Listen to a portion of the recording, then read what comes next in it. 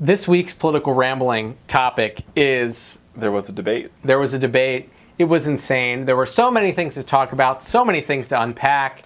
There was, of course, that guy, Ken Bone, in that beautiful red sweater, which became an overnight sensation. Do you remember Ken Bone, Richard? Wait, Ken Bone? Yep. Oh, is that the black guy? No, he's the white guy with the beautiful sweater. So this guy became an internet sensation, but he's obviously not the most important thing. Most people know who Ken Bone is. Anyway, there are plenty of other things to talk about. There was Donald Trump's predatory stance as he creepily stood behind Hillary. So creepy. There were his rambling, nonsensical answers where no matter what the question was, he seemed to come back to a couple topics that he liked. He liked talking about ISIS. He liked talking about Bernie Sanders for some reason. And he liked talking about Russia. So here's my take. Number one, I don't think that he did, remember, for Donald Trump, the bar is very low. It's really low. The bar is an inch above the ground. Well, in a lot of ways, this was somehow an improvement on the last debate. Yeah, that's my point. I think he didn't do that bad. I think he had a couple of good one-line zingers. He had a couple of, there was clearly some parts that he was very well prepared and unanswered. And I also think that he rattled Hillary Clinton. He clearly rattled her. And she was so well prepared, she wasn't able to bob and weave his rattle. Yeah, I don't know really what to... I don't know what she was expecting going into it. I don't think she was necessarily... he did keep his cool for the most part. There were a lot of interruptions that he got into, but it was nothing like the first debate. The first debate was interruption central. He had a good one-liner. Whether you like him or not, he's like, oh, we'll make sure we'll put you in jail. And that one. And you... that is a good one-liner, and it looks good on TV, but it's also incredibly problematic at the same time. Because it is. He came off as a bully.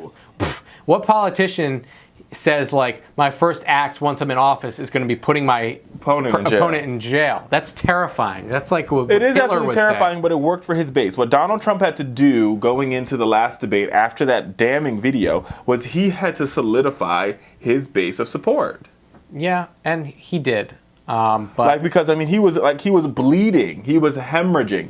The Donald Trump campaign is like a patient who comes in to the hospital with a heart attack, 3 bullet shot wounds, and brain cancer all at the same time. And so he's hemorrhaging blood everywhere. And what this debate did, slowly but surely, is it slowed down the hemorrhaging. It didn't stop the hemorrhaging. It slowed the hemorrhaging down. Hillary Clinton had an opportunity in this debate to knock Donald Trump off of his block once and for all. She could knock his block off. And she did it. And that was a major mistake. Donald Trump in long form is definitely a sight to behold, right? You really get a picture for how ill-prepared he is for the job when you start seeing him in the debate atmosphere. No, because he just talks and you're you are making literally no sense. He's only good in poetry. He's not good in prose. Yep. So that was interesting. I do think that Donald Trump's big slam dunk of the night, which I was very surprised by, was he had the last word at the end of the debate, right? So the question was, if you didn't see the entire debate, they asked if you could say one nice thing or one thing that you admire about your opponent.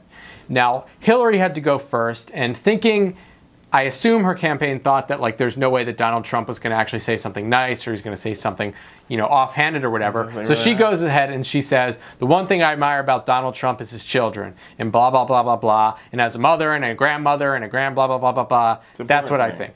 Then Donald Trump just elegantly, simply says, yes, you know what? There is something I admire about Hillary Clinton. She's strong. She's strong. She has a lot of fight. She has a lot of determination. And I admire that about her. And that's it.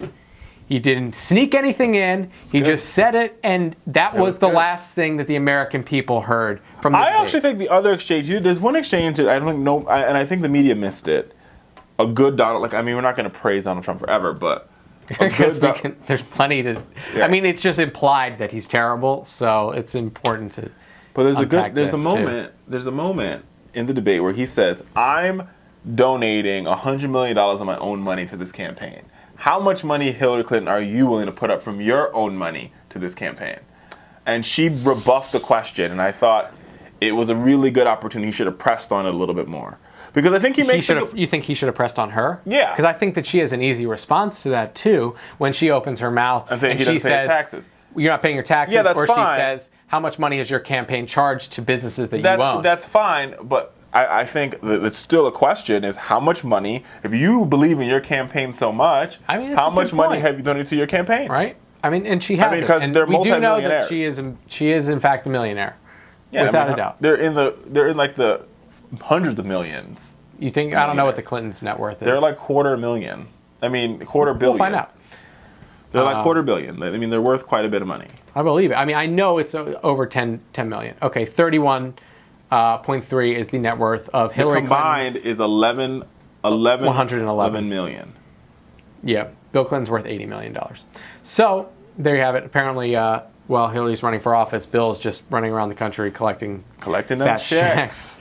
But yeah, I think that's a good one. And for someone who is worth $30 million, I don't necessarily think, like, if Hillary says, like, I believe so strongly in this campaign that I'm willing to put up $500,000 of my own money to work with the American people, I do think that that's a noble thing. Yeah. And it is an interesting point that Donald Trump brought up there.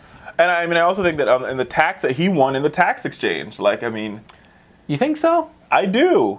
I mean, to some extent, our tax code is broken, and Donald Trump has benefited from our broken tax code immensely. But, I think because Hillary Clinton has taken so many votes, I mean, he makes an interesting point, but I'm not fully there with him on it. I do agree that, like, listen, if the tax code is broken, the super rich are going to win, to skirt it. I mean, that's just how it works, right? The more money you have, the better accountants you can hire. Now, on the flip side of things, him making this argument that Hillary's been in public service for 30 years and she should have fixed the tax code by now. That's because he lacks the basic understanding of how government works. Because it's not Hillary Clinton's personal Because of decision. the 30 years that Hillary Clinton, now let's just break this down for the folks at home. We're coming up on a break, but we got to seg into the next one. So we'll break it down in the next one.